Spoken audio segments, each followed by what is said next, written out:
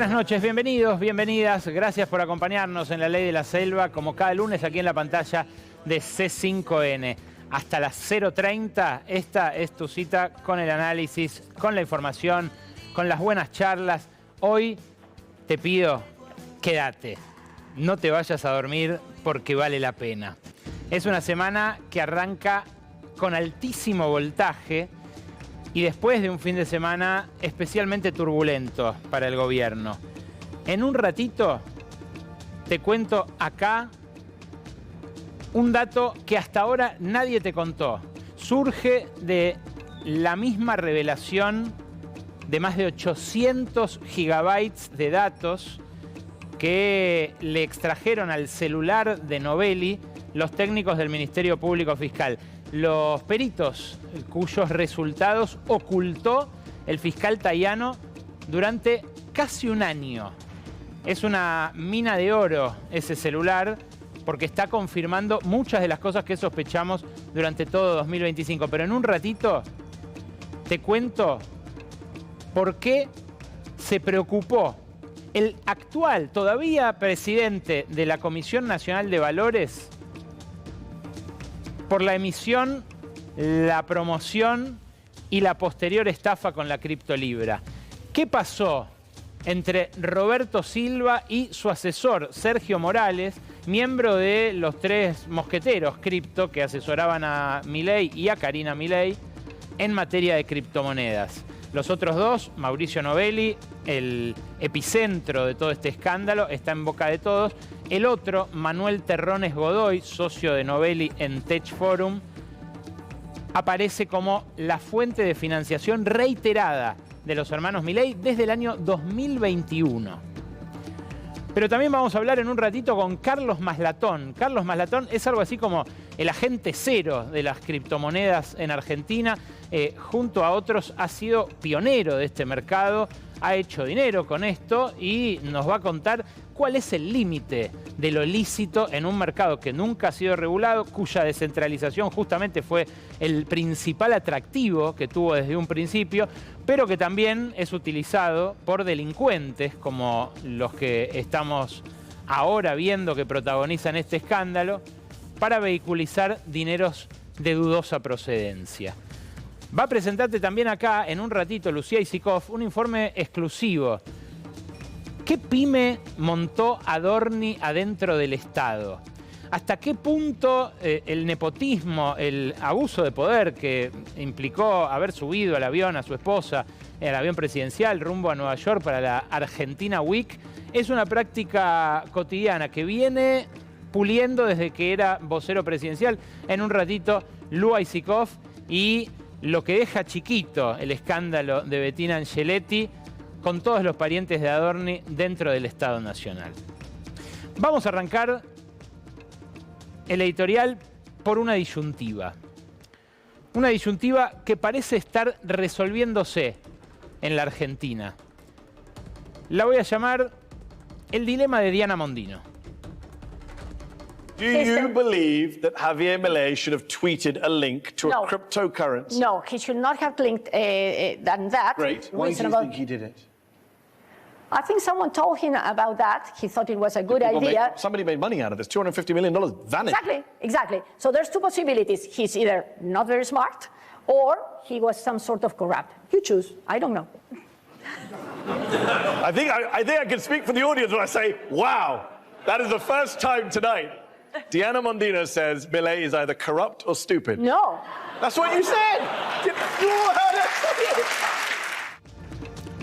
A muchos podrá parecerles tonto, pero toda la evidencia que se está juntando en estos últimos meses apunta más a la segunda opción. Y claro, ¿qué pasó? Que algo que se podía ver durante todo el año pasado, que algo que dijo, así como dijo Diana Mondino cuando ya había dejado de ser canciller a mitad del año pasado, no tuviera el mismo eco que tiene hoy. ¿Qué se rompió? ¿Cómo se dio ese hechizo de impunidad que rodeaba a los hermanos Milei? Bueno, la malaria. En solamente 3 datos, antes de ir a todos los escándalos de corrupción sobre los cuales tenemos data exclusiva, en solo 3 datos Te voy a mostrar por qué se rompió ese hechizo. 3 datos de esta semana, ¿eh? Uno es la inflación, esto, lo que marca una inflación que hace 9 meses que no baja, que todos los meses sube o se mantiene en el nivel del mes anterior. Esta es la escalerita que tiene a maltraer a los consumidores argentinos, a los laburantes que sufren estos niveles de inflación con ingresos congelados, aun cuando hasta el año pasado parecía un alivio tener cifras cercanas al 2%. Bueno, hoy son del 3% y además con ingresos congelados. ¿Qué pasó la semana pasada? Se conoció el 2,9% de febrero. Todavía no incluye el impacto de la guerra, que pegó con todo en el costo del combustible y va a pegar también en el costo de las tarifas. Pero salió algo más. Si se hubiera calculado con la nueva metodología, la metodología que no aceptó aplicar el presidente Javier Milei, habría dado 3,1%. Y febrero ya había marcado el 9º mes de esta escalerita, ya tenía una inflación núcleo por encima del promedio, o sea que no era una cuestión de estacionales ni de regulados ese incremento, pero además, como frenaron la publicación del nuevo índice de inflación, ahora las consultoras empezaron a calcular la inflación blue. Y esa inflación blue da 2 décimas de diferencia en febrero, pero si haces el cálculo retroactivo a cuando asumió Milei, esa nueva medición, que estaba lista hace más de un año y que decidieron no aplicar porque daba más por los aumentos de tarifas, arrojaba un aumento de los precios de 44 puntos más que los que cantó el INDEC para estos 2 años y pico. Sí, la inflación acumulada entre diciembre del 23 y febrero del 26 fue 280% según el INDEC, pero si se aplicaran los nuevos ponderadores daba el 324%.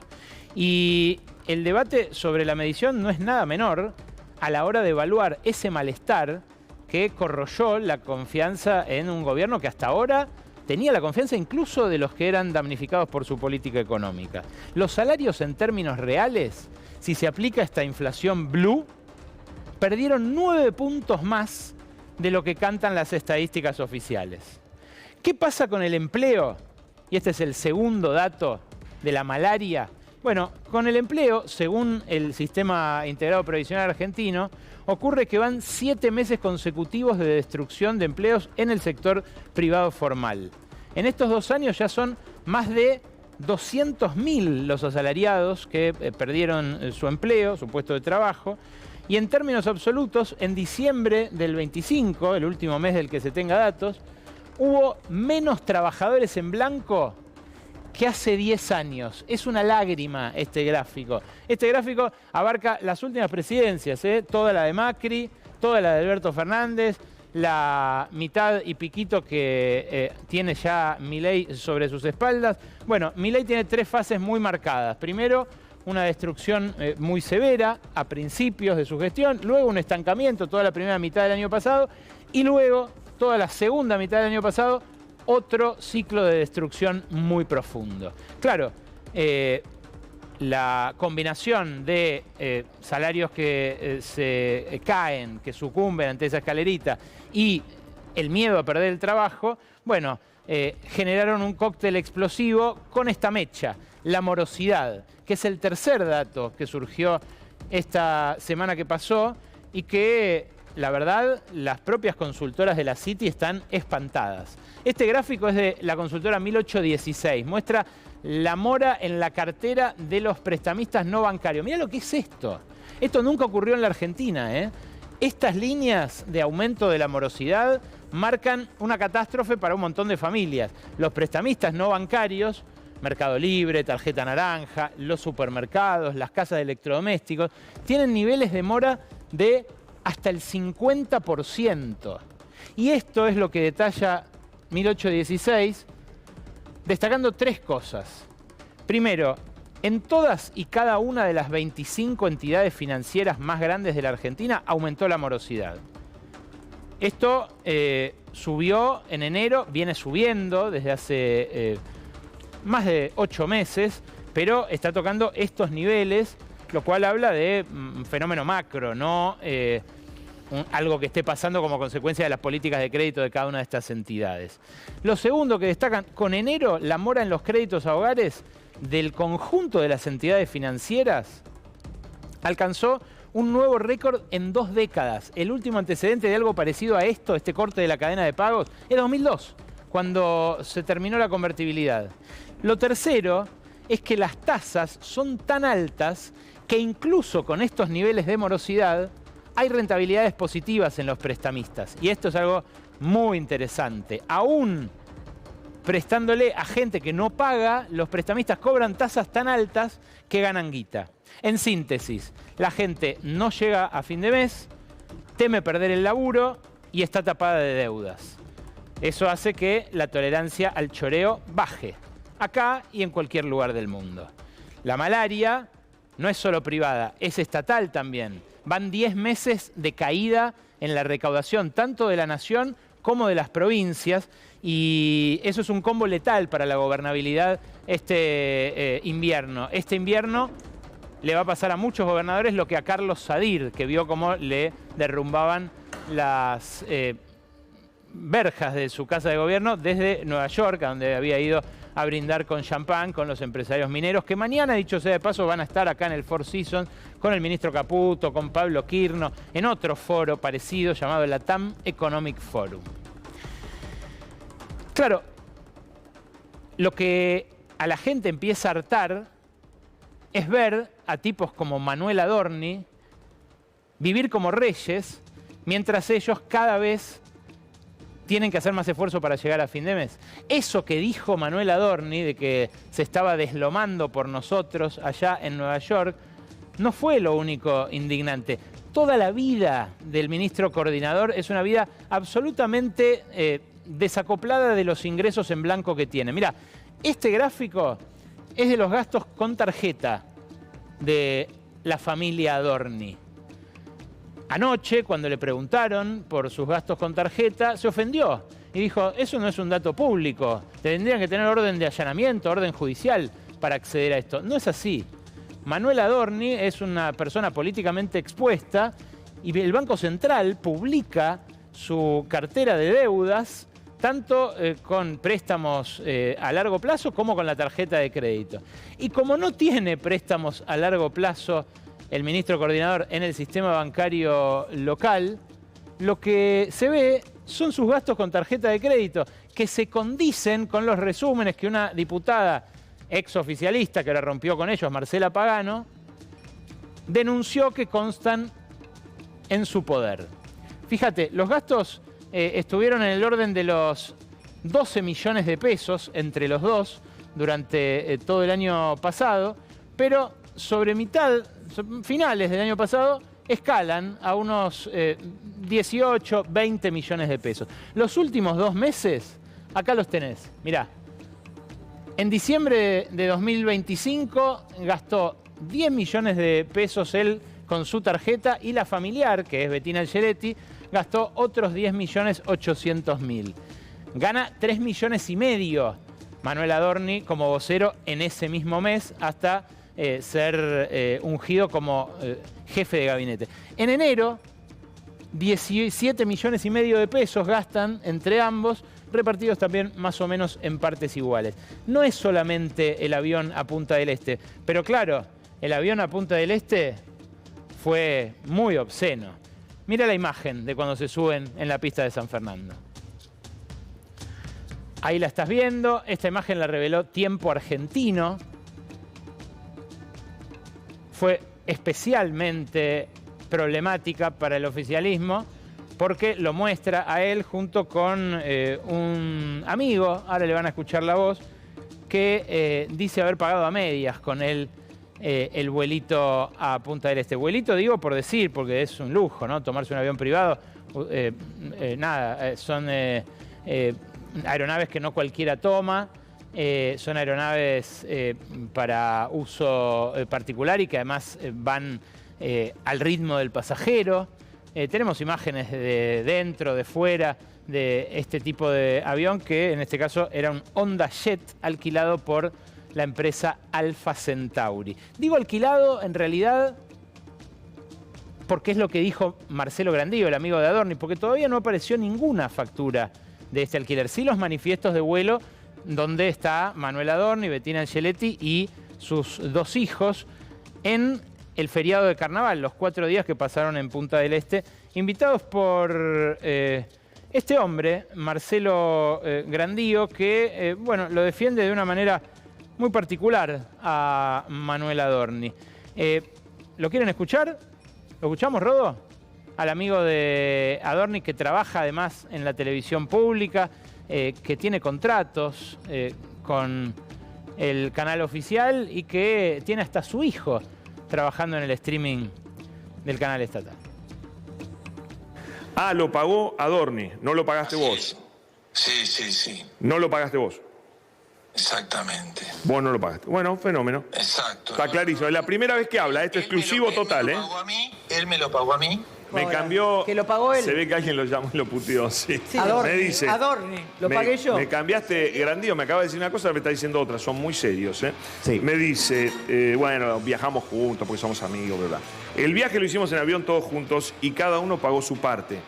Pero No, hace le 2 acaba de minutos me decir dijo que que lo invitó, ¿no? Y cada uno pagó una parte, ¿entendés? Él pagó sus 4 pasajes y yo pagué mi parte. Él pagó $3.800 y yo pagué $800 porque era mi parte. Pero pará, 3.600 por pasaje. No, por eso. No, el avión sale, porque aparte yo... Es un avión privado, un viaje a Punta del Este en es avión un privado. Es el avión privado más barato que hay. Vos estás agregando algo. Estás agregando un dato que no se sabía. Vos estás agregando algo que es importante, que es que él pagó el pasaje de las 4 Que personas. son aviones privados, que no era de un amigo, sino que contrataron, que pagaron $3.600, que él pagó $3.600 por los pasajes. ¿Está aclarando eso? Perfecto. Ese dato, ese dato lo pagó él con plata del Estado. Me lo pagó a mí y tengo el recibo del recibo, ¿entendés? O sea, lo pagó él con plata del Estado. Es una catástrofe todo, ¿no? Con amigos así no hacen falta enemigos. El tipo dice primero que lo pagó él, después que se lo pagó a Adorni, que tiene el recibo de la guita que le dio a Adorni, después se lo pagó con plata del Estado. Dejá, Grandío, no ayudes más. Pero las últimas revelaciones del caso Libra, lo que explotó el viernes cuando el fiscal Tayano ya no pudo ocultar más lo que habían descubierto en el celular de Mauricio Novelli, confirman mucha de la información que tenemos desde el día 1. Desde el día 1. Mirá, este es el contrato que medio borroso, porque estaba en el blog de notas de Mauricio Novelli y él lo borró y hubo que rescatarlo, apareció en ese celular. Lo más inquietante es el monto de la coima, los $5 millones que desglosa así este muchacho. $1,5 millones en cash o liquid tokens, o sea, en cripto intercambiable, por adelantado. Luego otro $1,5 millones cuando tuiteé la foto con Hayden Davis, cosa que hizo días antes de la emisión de Libra, y $2 millones cuando esté firmado el contrato. Nosotros acá, pocos días después del escándalo, mostramos el contrato, un borrador de ese contrato, pero dijimos, esto no está firmado por nadie. Ahora lo encontraron en el celular de Novelli, ni más ni menos. Y lo más inquietante es que el monto de esa coima fue adelantado aquel mismo fin de semana fatídico del 14 de febrero del 25 por Diógenes Casares. Diógenes Casares es un joven empresario de cripto, hijo de Wenceslao Casares, un magnate que, para el que no lo conozca, fue el primer proveedor de internet en Argentina a casas particulares, fundó Patagon.com, después vendió esa empresa del Santander. De eso vamos a hablar con Maslatón en un ratito, porque él los conoce muy bien a los Casares. Pero Diógenes Casares, multimillonario, con temor de que su país y de que su industria, las cripto, sean enlodadas con un escándalo internacional, advierte en su cuenta de Twitter esto. Cuenta toda una historia. Esto es lo que un facsímil de lo que nosotros mostramos el 17 de febrero del año pasado, 3 días después del gran curro. $5 millones, justo lo que dice el contrato que el viernes le encontraron a Novelli. Y cuenta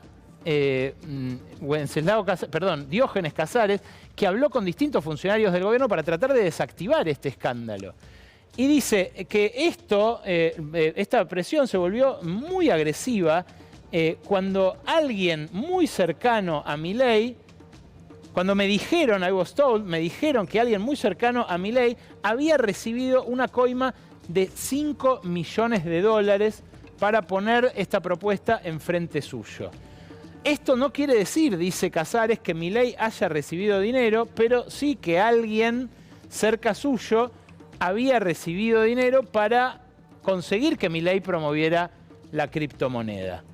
El alto rango de esta persona y la calidad de la fuente, aunque yo no puedo dar fe de esto para ser claro, me preocupó mucho y me hizo presionar más. Y cuenta Diógenes Casares luego que habló con alguien que no dice quién es, del gobierno de Milei, ese chat lo mostramos nosotros, donde le dice esto.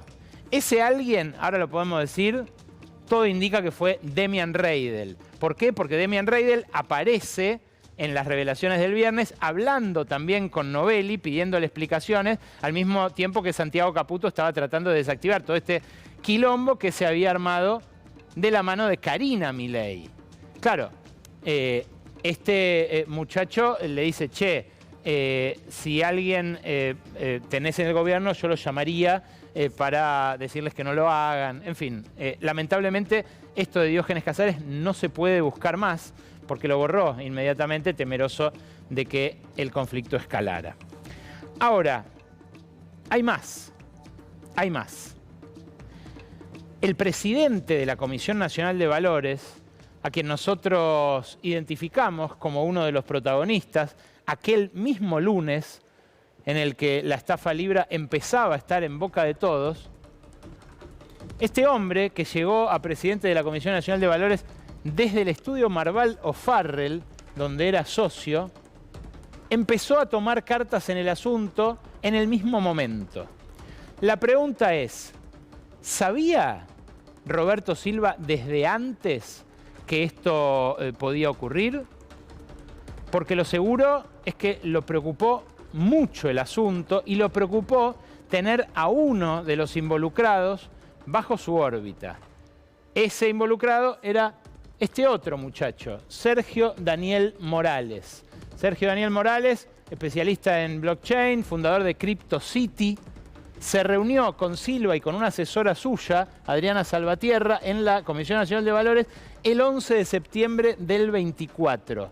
Pero antes de eso se había reunido, y esto lo tenemos documentado en los registros de audiencias y de ingresos, a Olivos y a la Casa Rosada, con Karina Milei el 6 y el 11 de junio de 2024. Ahí llegó con Novelli y con Manuel Terrones Godoy, que hoy son los más complicados en este entuerto. ¿Quieren ver un chat del presidente de la Comisión Nacional de Valores? Todavía hoy titular de ese organismo y encargado además de recauchutar la normativa de criptomonedas apenas unos meses después de que estallara este escándalo. Bueno, miren el diálogo que mantuvo el 1 de marzo con Sergio Daniel Morales. ¿Quién es Ariel Parkinson? ¿Sabés? Sergio Morales responde, es el vendedor de la empresa Tech Forum. ¿Por? Repregunta Roberto Silva.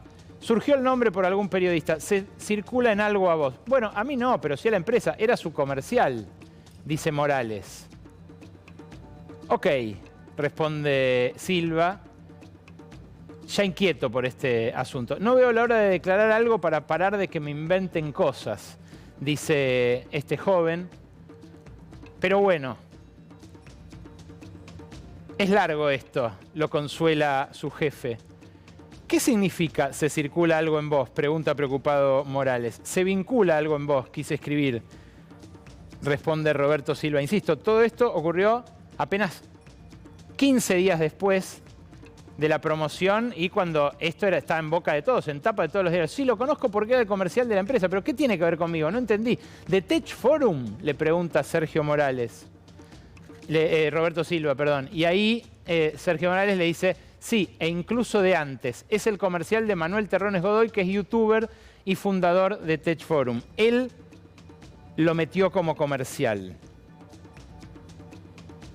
Pero no entendí qué tiene que ver conmigo, insiste. A lo cual Silva deslinda en los periodistas, preguntan eso. Y Morales entra en cólera. Es increíble cómo rompen las bolas el periodismo. ¿Qué tendrá que ver eso con Libra? Esto es expansivo, hay que entenderlo, lo consuela el jefe de la CNB. Ya sé, sí, pero estoy cansado, Roberto. A lo cual él le pide que descanse porque considera que falta mucho. Claro, es una trama de corrupción e impunidad tan obscena que los complicados en el escándalo siguen en sus puestos. El único que cayó fue Morales, a quien le suspendieron ese contrato como asesor del directorio de la Comisión Nacional de Valores. Pero los demás están ahí, en todos lados. Está Adorni, que cobraba de Tech Forum, constan sus pagos. Está Karina Milei, obviamente, todopoderosa en el gobierno.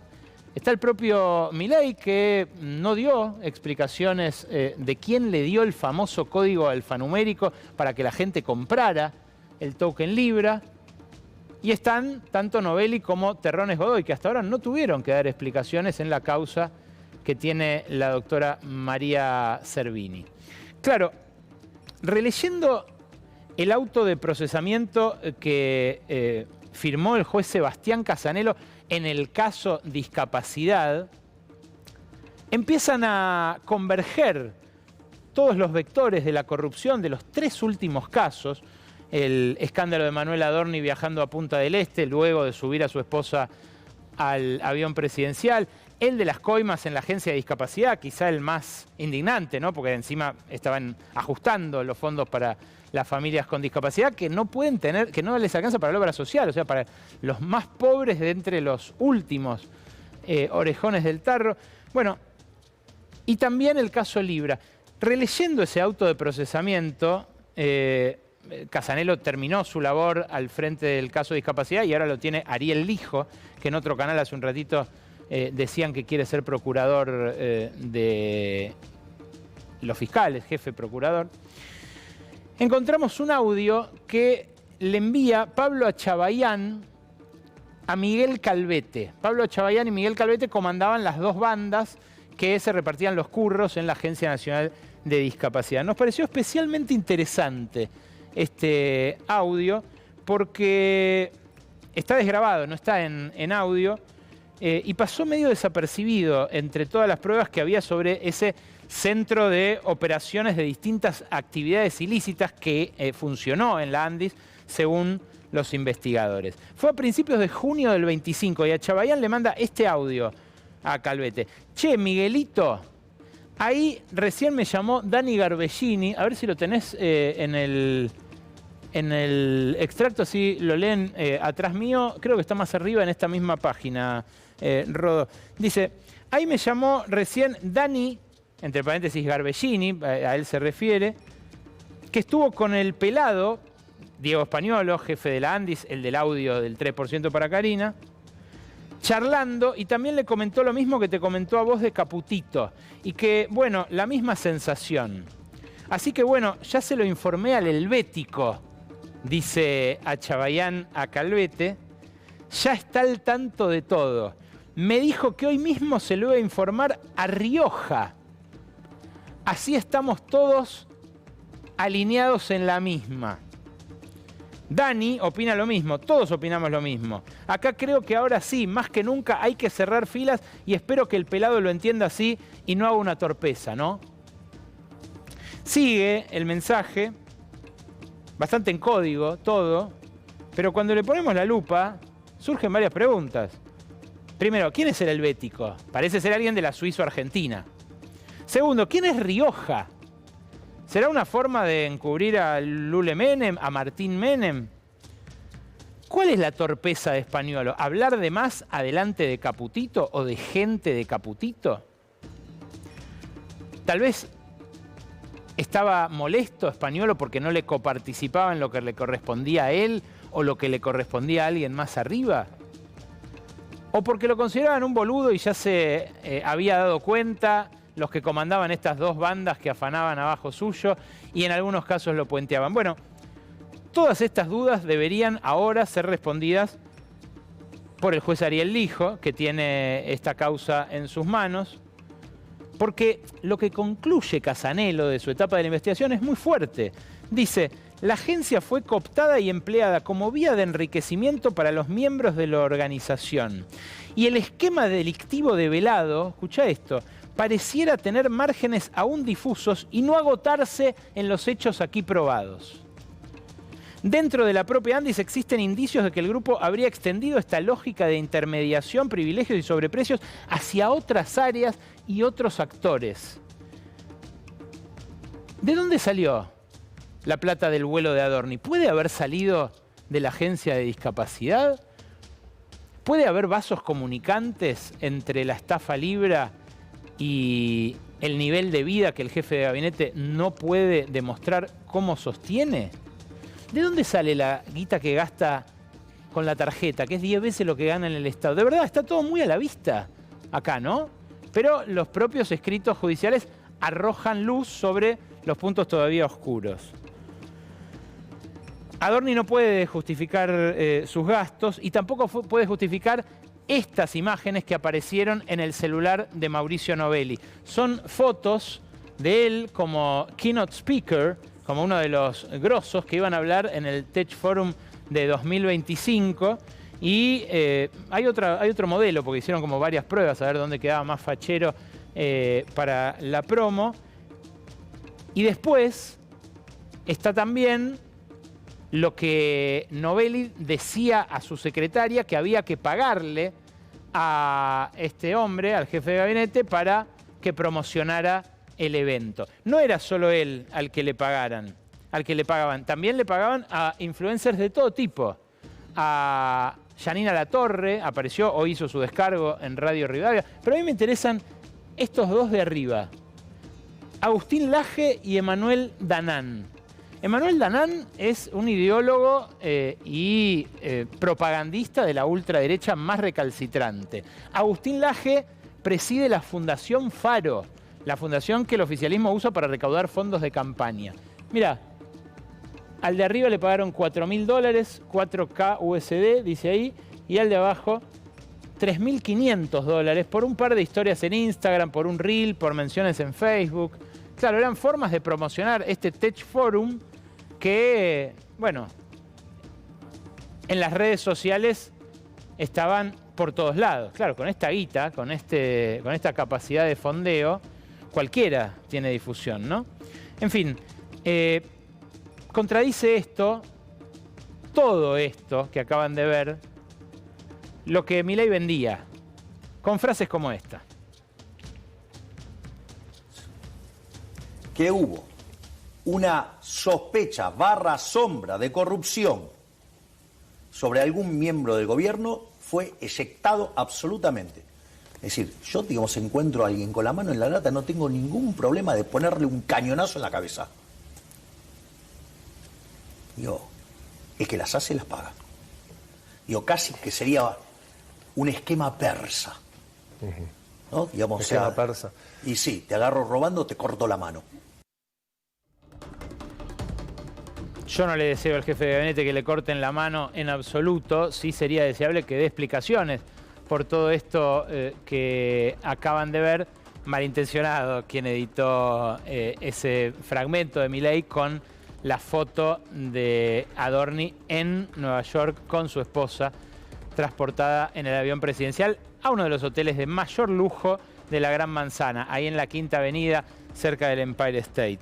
Ahora, también contradice Adorni a lo que decía Adorni hace poco tiempo. Es el decreto donde Las aeronaves públicas no podrán ser utilizadas en viajes particulares, solamente estarán afectadas para las tareas que hacen a condición jurídica de servicio público. La reglamentación contempla la revisión de los registros de vuelo para detectar cualquier desviación de su verdadero uso. De esta forma no se van a poder usar aviones públicos para traer diarios en papel de una provincia del sur, traer a familiares desde el sur, viajar a un cumpleaños familiar o usar para cualquier otra actividad por fuera de la agenda pública. Claro, es tan contradictorio Milei y tan contradictorio Adorni consigo mismo que huelgan las palabras, los calificativos. Lo que están buscando adentro es un responsable. Y por supuesto, las internas campean. Ahí es donde están buscando. Fíjate cómo lo dijo anoche en un diálogo muy amigable que tuvo en un canal colega. Esto es un golpe para desestabilizar el gobierno. Después si tuvo este golpe estuvo, o el video está claro que es nuestro. Es de las puertas adentro del gobierno, digamos. Es alguien que estaba del vidrio para adentro. O sea, ahí en todas las dependencias que funcionan en el aeropuerto, obviamente que el video salió de ahí, lo vimos todos. Claro, dice, obviamente que salió de ahí y mira hacia Santiago Caputo, pero ya no son solo Karina Milei y Santiago Caputo los que pulsean dentro de la Casa Rosada. Apareció una tercera en discordia, que es Patricia Bullrich, a la cual Karina Milei y Manuel Adorni le soliviantaron una subordinada. Sí, Bullrich, que ayer estaba contenta haciéndose selfies en el Lollapalooza, vio con mucho desagrado cómo Alejandra Monteoliva dejó de reportarle porque le calentaron la cabeza desde la jefatura diciéndole, vos sos la ministra, tenés que ser vos. No es más Patricia, vos no reportás a ella. Y claro, Adorni quiere la misma silla que Patricia Bullrich, que es la de la jefatura de gobierno porteña. Ahora, lo que acaba de protagonizar Bullrich es un fiasco internacional, que no creo que tenga que ver con la interna, sino más bien con la impericia que ha mostrado la diplomacia argentina a la hora de discutir con Venezuela, por ejemplo, la situación de los presos políticos argentinos allá. Cuando la AFA trajo a Nahuel Gallo, al gendarme con el cual tanto se llenó la boca Patricia Bullrich, la senadora y ex ministra de Seguridad se juntó con la familia de otro preso argentino en Venezuela que se llama Germán Giuliani. Y mirá lo que le prometió, por televisión, ¿eh? Yo soy Patricia Bullrich y estamos peleando para que Germán vuelva a casa. Queremos que Germán vuelva. Es absolutamente fundamental. El último argentino que queda. Germán, te vamos a traer aquí, a la Argentina, a tu país. ¿Sabes por qué no lo largan a Germán Giuliani y sí lo largaron a Nahuel Gallo? Bueno, dicen las autoridades venezolanas, ahora ya cuesta identificar quién manda ahí, ¿no? Porque es el mismo régimen que había antes del secuestro de Maduro, pero cogobernando con Donald Trump. Dicen las autoridades actuales venezolanas que a Germán Giuliani lo detuvieron a bordo de un yate en el Caribe con un presunto narco serbio llamado Antun Mrdesa, alias Nikola Boros. Y lo detuvieron con este pasaporte búlgaro falso a bordo de ese yate con el argentino. Sí, el último argentino preso al que Patricia Bullrich, ex ministra de Seguridad, dijo que va a rescatar y que va a traer acá, fue detenido en un yate con un presunto narco serbio con pasaporte búlgaro falso. Parece de película, igual que todo lo anterior, pero no, es la Argentina modelo 2026.